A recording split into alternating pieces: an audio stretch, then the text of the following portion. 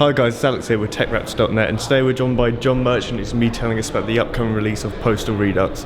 So, a few questions, John. Firstly, what made you decide to re-release the game now? Well, the 20th anniversary is coming up next year. The original game came out in 1997, so that was a large motivation behind it, just as a sort of celebration of the original game. This a very iconic piece of history, of course.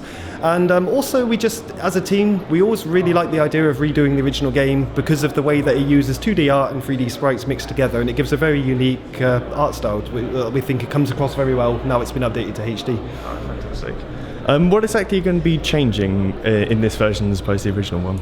We're keeping it very faithful, but we're also including a lot of modern gameplay sensibilities. The controls, for example, have been vastly updated. It was tank controls in the original game, which were a bit clunky, and this is going to be a proper twin-stick shooter. Fantastic. Okay. Will there be any modding support either at release or in the near future?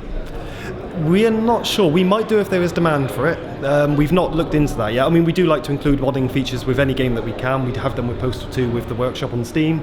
So we'll say possibly for now. Fantastic. Are there any future plans for the Postal series in general? Well, our next game is actually not going to be Postal. We're going to be doing a new IP, which I can't give any details on that yet.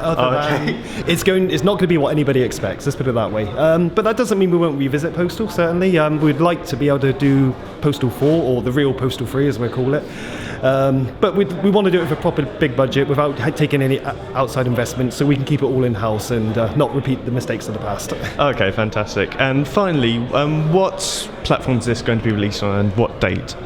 We don't know the date yet, but it's coming out in May sometime, and it's going to be released on Windows, Linux and Mac OS, and then this is in May, and then later in the year we're going to be coming out on PlayStation 4.